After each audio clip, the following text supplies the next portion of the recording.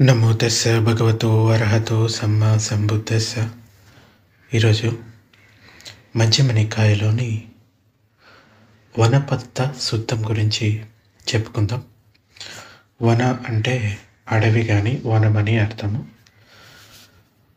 ప్రస్థ అంటే ఉండటం, అడవిలో కానీ ఊరిలో కానీ. ఈ సూత్రంలో ముఖ్యంగా చెప్పేది ఏంటంటే, భిక్షువు ఎటువంటి పరిస్థితులు ఉన్నప్పుడు అడవిలో కానీ ఊరిలో కానీ లేదా ఎవరైనా వ్యక్తిని కానీ ఆశ్రయించుకొని ఉండవచ్చును. ఎటువంటి పరిస్థితులు లేనప్పుడు అడవిలో కానీ ఊరిలో కానీ లేదా ఎవరైనా వ్యక్తిని కానీ ఆశ్రయించుకొని ఉండకూడదో ఇందులో భగవానుడు భిక్షువులకు వివరించాడు. అంటే ఒక భిక్షువు ఉండదగిన ప్లేసెస్ ఏంటి, ఉండదగినవంటే ఎటువంటి పరిస్థితుల్లో అక్కడ ఉండొచ్చు. సో వాటి గురించి ఇక్కడ చెప్పడం జరిగింది. ఈ సూత్రం ఇలా మొదలవుతుంది: నేను ఇలా విన్నాను అని. ఒక సమయంలో భగవానుడు శ్రావస్తిలో జేతవనంలో అనాథ పిండికుడి ఆరామంలో ఉంటున్నాడు. అక్కడ భగవానుడు భిక్షువులను భిక్షువులారా అని సంబోధించాడు. బదంతా అని ఆ భిక్షువులు భగవానుడికి బదులు పలికారు. భగవానుడు ఇట్లా అన్నారు: భిక్షువులారా, వనప్రస్థ ప్రసంగాన్ని వినిపిస్తాను, మనసుని చక్కపరుచుకొని వినండి. అలాగే బంతే అని ఆ భిక్షువులు భగవానునికి బదులు పలికారు. భగవానుడు ఇలా అన్నాడు: భిక్షువులారా, ఇక్కడ ఒక భిక్షువు ఒకానొక అడవిని ఆశ్రయించుకొని ఉంటాడు. ఆ అడవిని ఆశ్రయించుకొని ఉన్నప్పుడు అతనికి నిలువని సతి నిలవదు, అంటే ఎరుక నిలవదు. ఏకాగ్రం కానీ చిత్తం ఏకాగ్రం కాదు. నశించని చిత్తమలినాలు నశించవు. పొందబడని ఉన్నతమైన యోగక్షేమం అంటే రక్షణ పొందబడదు. ప్రవజ్జితునికి అవసరమైన జీవిత పరిష్కారాలు ఏంటి? చీవరాలు, పిండపాతం అంటే భిక్ష, ఇంకా నివాసం, సైనాసనాలు అంటారు, అంటే భిక్ష ఉండటానికి అవసరమైన నివాస స్థలం. అలాగే రోగి పథ్యం అంటే మెడిసిన్, మందులు అతనికి కష్టం మీద దొరుకుతాయి. అప్పుడు ఆ భిక్షువు ఇలా ఆలోచించుకోవాలి, అంటే వివేచన చేయాలి. ఏంటది? నేను ఈ అడవిని ఆశ్రయించుకొని ఉంటున్నాను. నాకు ఈ అడవిలో ఉంటున్నప్పుడు నిలువని ఎరుక నిలవటం లేదు. ఏకాగ్రం కానీ చిత్తం ఏకాగ్రం కావటం లేదు. నశించని చిత్తమలినాలు నశించడం లేదు. పొందబడని ఉన్నతమైన యోగక్షేమం పొందబడలేదు.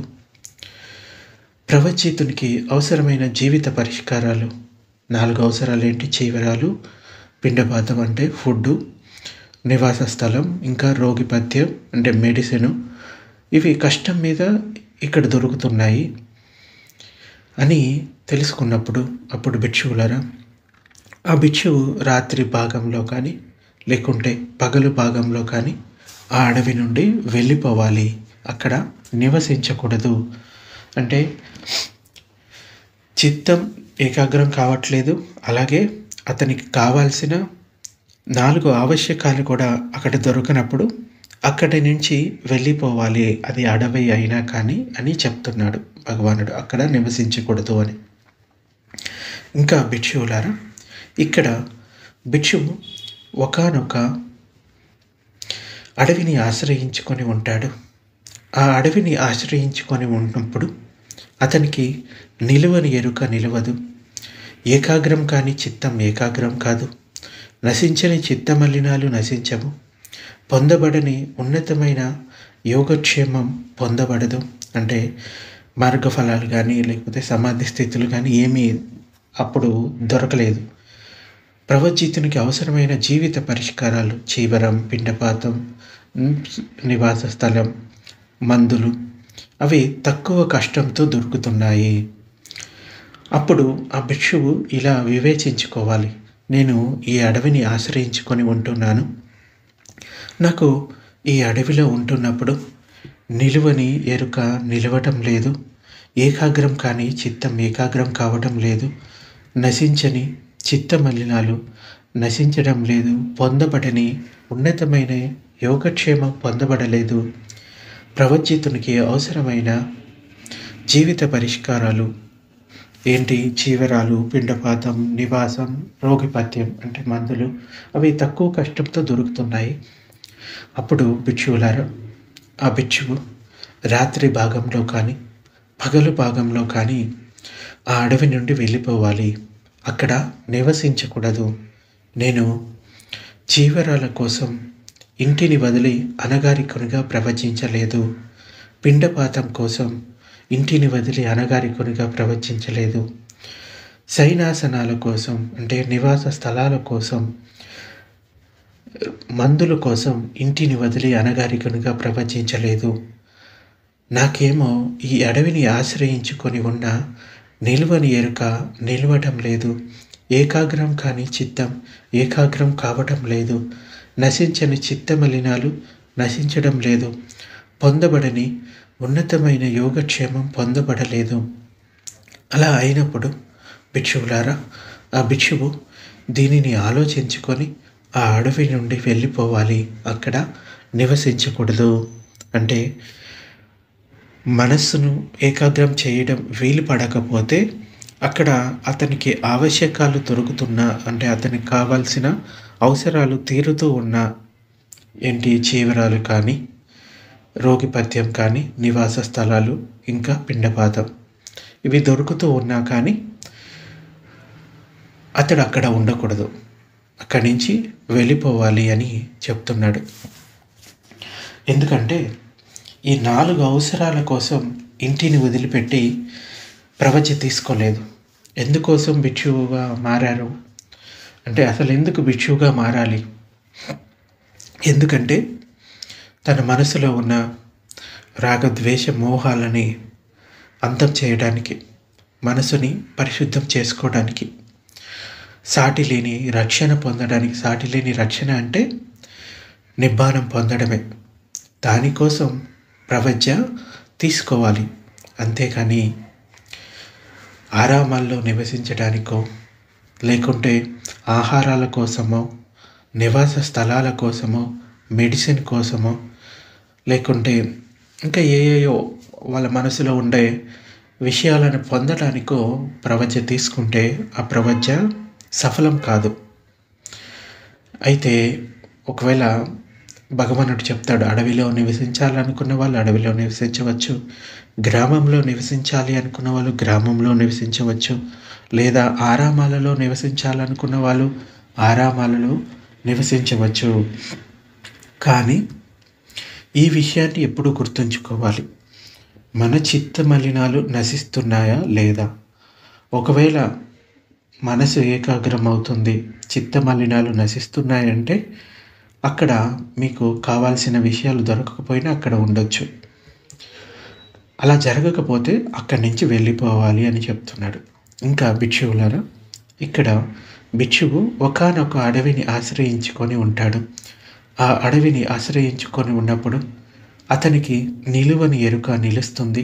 ఏకాగ్రం కాని చిత్తం ఏకాగ్రం అవుతుంది. నశించని చిత్త మలినాలు నశిస్తాయి. పొందబడని ఉన్నతమైన యోగక్షేమం పొందబడుతుంది. ప్రవజ్జితునికి అవసరమైన జీవిత పరిష్కారాలు, చీవరాలు, పిండపాతం, నివాసం, మందులు కష్టంతో దొరుకుతాయి. అప్పుడు ఆ భిక్షువు ఇలా ఆలోచించుకోవాలి, నేను ఈ అడవిని ఆశ్రయించుకొని ఉంటున్నాను. నాకు ఈ అడవిలో ఉంటున్నప్పుడు నిలువని ఎరుక నిలుస్తుంది. ఏకాగ్రం కాని చిత్తం ఏకాగ్రం అవుతుంది. నశించని చిత్త మలినాలు నశిస్తున్నాయి. పొందబడని ఉన్నతమైన యోగక్షేమం పొందబడుతుంది. ప్రవజ్జితునికి అవసరమైన జీవిత పరిష్కారాలు అంటే చీవరాలు, పిండపాతం, నివాస స్థలం, రోగిపత్యం, ఇంకా మందులు కష్టంతో దొరుకుతున్నాయి. నేను చీవరాల కోసం ఇంటిని వదిలి అనగారికునిగా ప్రవచించలేదు. పిండపాతం కోసం, శయనాసనాల కోసం, మందుల కోసం ఇంటిని వదిలి అనగారికునిగా ప్రవచించలేదు. నాకు ఈ అడవిని ఆశ్రయించుకొని ఉండగా నిలువని ఎరుక నిలుస్తుంది. ఏకాగ్రం కాని చిత్తం ఏకాగ్రమవుతుంది. నశించని చిత్తమలినాలు నశిస్తున్నాయి. పొందబడని ఉన్నతమైన యోగక్షేమం పొందబడుతుంది. అలా అయినప్పుడు భిక్షువులారా, ఆ భిక్షువు దానిని ఆలోచించుకొని అదే అడవిలో ఉండాలి, అక్కడి నుండి పోకూడదు. ఇంకా భిక్షువులారా, ఇక్కడ ఒక భిక్షువు ఒకానొక అడవిని ఆశ్రయించుకొని ఉంటాడు. ఆ అడవిని ఆశ్రయించుకొని ఉన్నప్పుడు అతనికి నిలువని ఎరుక నిలుస్తుంది. ఏకాగ్రం కాని చిత్తం ఏకాగ్రమవుతుంది. నశించని చిత్తమలినాలు నశిస్తాయి. పొందబడని ఉన్నతమైన యోగక్షేమం పొందబడుతుంది. ప్రవజ్జితునికి అవసరమైన జీవిత పరిష్కారాలు, చీవరాలు, పిండపాతం, నివాసం, మందులు తక్కువ కష్టంతో దొరుకుతాయి. అప్పుడు ఆ భిక్షువు ఇలా ఆలోచించుకోవాలి, నేను ఈ అడవిని ఆశ్రయించుకొని ఉంటున్నాను. నాకు ఈ అడవిలో ఉంటున్నప్పుడు నిలువని ఎరుక నిలుస్తుంది. ఏకాగ్రం కానీ చిత్తం ఏకాగ్రం అవుతుంది. నశించని చిత్తమలినాలు నశిస్తున్నాయి. పొందబడని ఉన్నతమైన యోగక్షేమం పొందబడుతుంది. ప్రవజ్జితునికి అవసరమైన జీవిత పరిష్కారాలు అంటే చీవరాలు, పిండపాతం, నివాసం, రోగిపథ్యం, మందులు తక్కువ కష్టంతో దొరుకుతున్నాయి. అలా అయినప్పుడు భిక్షువులారా, ఆ భిక్షువు దీనిని ఆలోచించుకొని జీవితమంతా అదే అడవిలో ఉండాలి, అక్కడ నుండి పోకూడదు. అంటే అతడికి కావలసిన ఆవశ్యకాలు దొరుకుతున్నాయి, అలాగే మనసు కూడా ఏకాగ్రం అవుతుందంటే ఆ అడవిలోనే ఉండాలి అని చెప్తున్నాడు. అక్కడి నుంచి పోకూడదు. ఇంకా భిక్షువులారా, భిక్షువు ఇక్కడ ఏదైనా ఊరిని ఆశ్రయించుకొని ఉంటాడు, అంటే ఒక గ్రామంలో ఉంటాడు. ఏదైనా పట్టణాన్ని ఆశ్రయించుకొని ఉంటాడు. ఏదైనా నగరాన్ని ఆశ్రయించుకొని ఉంటాడు. ఏదైనా జనపదాన్ని ఆశ్రయించుకొని ఉంటాడు. ఎవరైనా వ్యక్తిని ఆశ్రయించుకొని ఉంటాడు. వ్యక్తిని అంటే ఒక వ్యక్తి ఆ భిక్షువు యొక్క బాగోగులు చూస్తున్నాడు అనుకోండి, లేకపోతే అతనికి ఉండడానికి ఇవన్నీ ఏర్పాటు చేస్తున్నాడు అనుకోండి, దాన్ని వ్యక్తిని ఆశ్రయించుకొని ఉండటం అంటారు. అతడు ఆ వ్యక్తిని ఆశ్రయించుకొని ఉండగా అతనికి నిలువని ఎరుక నిలవదు. ఏకాగ్రం కానీ చిత్తం ఏకాగ్రం కాదు. నశించని చిత్తమలినాలు నశించవు. పొందబడని ఉన్నతమైన యోగక్షేమం అంటే రక్షణ పొందబడదు. ప్రవచితునికి అవసరమైన జీవిత పరిష్కారాలు అంటే చీవరాలు, పిండపాతం, నివాస స్థలం, ఇంకా రోగిపథ్యం, మందులు కష్టం మీద దొరుకుతాయి. అప్పుడు ఆ భిక్షువు ఇలా వివేచించుకోవాలి, ఏమని, నేను ఇతన్ని ఆశ్రయించుకొని ఉంటున్నాను.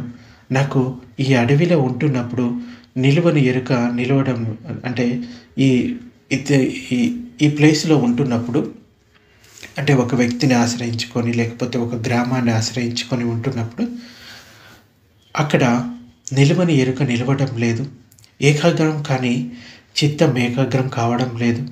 నశించని చిత్తమలినాలు నశించడం లేదు. పొందబడని ఉన్నతమైన యోగక్షేమం పొందబడలేదు. ప్రవచితునికి అవసరమైన జీవిత పరిష్కారాలు కూడా అంటే చీవరాలు, పిండపాతం, నివాసం, ఇంకా రోగిపథ్యం ఇవి కష్టం మీద దొరుకుతున్నాయి. అప్పుడు భిక్షువులారా, ఆ భిక్షువు రాత్రి భాగంలో కానీ పగలు భాగంలో కానీ ఆ వ్యక్తిని అడగకుండానే అక్కడి నుండి వెళ్ళిపోవాలి. ఎటువంటి అనుబంధం పెట్టుకోకూడదు. అది గ్రామమైనా, వ్యక్తి అయినా, అడవి అయినా కానీ మనసు ఏకాగ్రం కావట్లేదు, చిత్తమలినాలు నశించట్లేదంటే కనుక అక్కడి నుండి వెళ్ళిపోవాలి. ఇంకా భిక్షువులారా, ఇక్కడ భిక్షువు ఎవరైనా వ్యక్తిని, గ్రామాన్ని ఆశ్రయించుకొని ఉంటాడు. ఆ వ్యక్తిని ఆశ్రయించుకొని ఉన్నప్పుడు అతనికి నిలువని ఎరుక నిలవదు. ఏకాగ్రం కాని చిత్తం ఏకాగ్రం కాదు. నశించని చిత్తమలినాలు నశించవు. పొందబడని ఉన్నతమైన యోగక్షేమం పొందబడదు. ప్రవచితునికి అవసరమైన జీవిత పరిష్కారాలు అంటే చీవరాలు, పిండపాతం, నివాసం, రోగిపథ్యం, మందులు తక్కువ కష్టంతో దొరుకుతాయి. అప్పుడు ఆ భిక్షువు ఇలా వివేచించుకోవాలి. నేను ఈ వ్యక్తిని ఆశ్రయించుకొని ఉంటున్నాను. నాకు ఈ వ్యక్తిని ఆశ్రయించుకొని ఉంటున్నప్పుడు నిలువని ఎరుక నిలవటం లేదు. ఏకాగ్రం కాని చిత్తం ఏకాగ్రం కావడం లేదు. నశించని చిత్త మలినాలు నశించడం లేదు. పొందబడని ఉన్నతమైన యోగక్షేమం పొందబడలేదు. ఇంకా ప్రపంచితునికి అవసరమైన పరిష్కారాలు ఏంటి? ఆవశ్యకాలు, చీవరాలు, పిండపాతం, నివాసం, రోగిపథ్యం, మందులు అవి కూడా తక్కువ కష్టంతో దొరుకుతున్నాయి. అప్పుడు భిక్షువులారా, ఆ భిక్షువు ఇలా వివేచించుకోవాలి. నేను చీవరాల కోసం ఇంటిని వదిలి అనగారికునిగా ప్రవచించలేదు. భోజనం కోసం, ఇంకా సైనాసనాల కోసం, రోగిపథ్యం కోసం, మందుల కోసం ఇంటిని వదిలి అనగారికునిగా ప్రవచించలేదు. నాకేమో ఈ వ్యక్తిని ఆశ్రయించుకొని ఉన్న నిలువని ఎరుక నిలవటం లేదు. ఏకాగ్రం కాని చిత్తం ఏకాగ్రం కావడం లేదు. నశించని చిత్త మలినాలు నశించడం లేదు. పొందబడని ఉన్నతమైన యోగక్షేమం పొందబడలేదు. అలా అయినప్పుడు భిక్షువులారా, ఆ భిక్షువు దీనిని ఆలోచించుకోవాలి. ఆ వ్యక్తిని అడిగి అక్కడి నుండి వెళ్ళిపోవాలి. ఎటువంటి అనుబంధం పెట్టుకోకూడదు. ఇంకా భిక్షువులారా, ఇక్కడ భిక్షువు ఒకానొక వ్యక్తిని ఆశ్రయించుకొని ఉంటాడు. ఆ వ్యక్తిని ఆశ్రయించుకొని ఉన్నప్పుడు అతనికి నిలువని ఎరుక నిలుస్తుంది. ఏకాగ్రం కాని చిత్తం ఏకాగ్రమవుతుంది. నశించని చిత్త మలినాలు నశిస్తాయి. పొందబడని ఉన్నతమైన యోగక్షేమం పొందబడుతుంది. ప్రవచితునికి అవసరమైన జీవిత పరిష్కారాలు అంటే చీవరాలు, పిండపాతం, నివాసం, రోగిపథ్యం ఇవన్నీ కష్టంతో దొరుకుతున్నాయి. అప్పుడు ఆ భిక్షువు ఇలా ఆలోచించుకోవాలి. నేను ఈ వ్యక్తిని ఆశ్రయించుకొని ఉంటున్నాను. నాకు ఇక్కడ ఉంటున్నప్పుడు నిలువని ఎరుక నిలుస్తుంది. ఏకాగ్రం కాని చిత్తం ఏకాగ్రం అవుతుంది. నశించని చిత్తమలినాలు నశిస్తున్నాయి.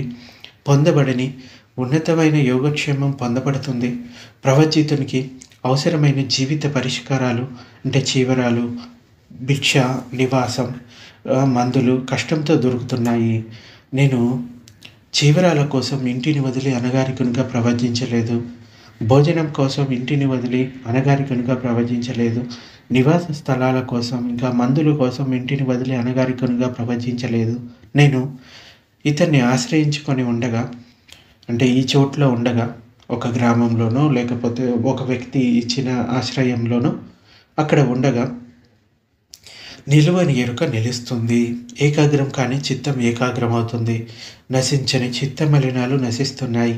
పొందబడని ఉన్నతమైన యోగక్షేమం పొందబడుతుంది. అలా అయినప్పుడు భిక్షువులారా, ఆ భిక్షువు దీనిని ఆలోచించి అతని వద్దే ఉండాలి. అక్కడి నుండి పోకూడదు. అంటే ఆవశ్యకాలు కష్టం మీద దొరికినా కానీ ఆ చోటులో మీ చిత్తమలినాలు నశిస్తున్నాయంటే అది ఒక వ్యక్తిని ఆశ్రయించుకొని ఉన్న ఒక గ్రామం అయినా కానీ అక్కడి నుండి వెళ్ళిపోకూడదు అని చెప్తున్నాడు. ఇంకా భిక్షువులారా, ఇక్కడ భిక్షువు ఒకానొక వ్యక్తిని ఆశ్రయించుకొని ఉంటాడు. ఆ వ్యక్తిని ఆశ్రయించుకొని ఉన్నప్పుడు అతనికి నిలువని ఎరుక నిలుస్తుంది. ఏకాగ్రం కాని చిత్తం ఏకాగ్రం అవుతుంది. నశించని చిత్త మలినాలు నశిస్తాయి. పొందబడని ఉన్నతమైన యోగక్షేమం పొందబడుతుంది. ప్రవచితునికి అవసరమైన జీవిత పరిష్కారాలు అంటే చీవరాలు, పిండపాతం, నివాసం, రోగిపథ్యం, మందులు తక్కువ కష్టంతో దొరుకుతాయి. అప్పుడు ఆ భిక్షువు ఇలా ఆలోచించుకోవాలి. నేను ఈ వ్యక్తిని ఆశ్రయించుకొని ఉంటున్నాను. ఈ వ్యక్తిని ఆశ్రయించుకొని ఉంటున్నప్పుడు నాకు నిలువని ఎరుక నిలుస్తుంది. ఏకాగ్రం కాని చిత్తం ఏకాగ్రం అవుతుంది. నశించని చిత్త మలినాలు నశిస్తున్నాయి. పొందబడని ఉన్నతమైన యోగక్షేమం పొందబడుతుంది. ప్రవచితునికి అవసరమైన జీవిత పరిష్కారాలు అంటే చీవరాలు, పిండపాతం, నివాసం, రోగిపథ్యం, మందులు తక్కువ కష్టంతో దొరుకుతున్నాయి. అలా అయినప్పుడు భిక్షువులారా, ఆ భిక్షువు దీనిని ఆలోచించుకొని జీవితం అంతా అదే వ్యక్తి దగ్గర ఉండాలి. అతడు పొమ్మన్నా అక్కడి నుండి పోకూడదు. ఎందుకంటే అనగారికనిగా ప్రవచ తీసుకుంది మనసులో ఉన్న చిత్త మలినాలను పోగొట్టుకోవడానికి, అంతేగాని లౌకిక ఆవశ్యకాలను పొందటానికి కాదు. ముఖ్యంగా ఈ విషయాన్ని ఎప్పుడు కూడా ఆ భిక్షువు గుర్తుపెట్టుకోవాలి. అలాగే మామూలు సాధారణ గృహస్థు జీవితంలో ఉన్నప్పుడు కూడా కొంతమంది సాధనలు చేస్తున్నప్పుడు ఆ స్థలంలో కానీ లేకపోతే మీరు ఉంటున్న చోట్లో కానీ మనసు ఏకాగ్రం కాకపోతే ఇంకో చోటుకి వెళ్ళి ప్రయత్నించాలి. ఎందుకంటే లౌకిక విషయాల కన్నా అలౌకికమైన విషయాలు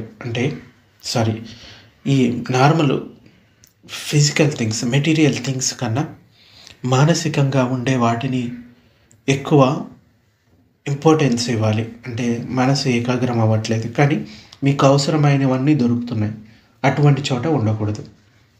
కనీసం కొంతకాలం ఉండి చూడాలి. సో మీకు అంటే ఆ భిక్షువుకి అనుకూలంగా ఉంది అనిపిస్తే అక్కడ ఉండొచ్చు.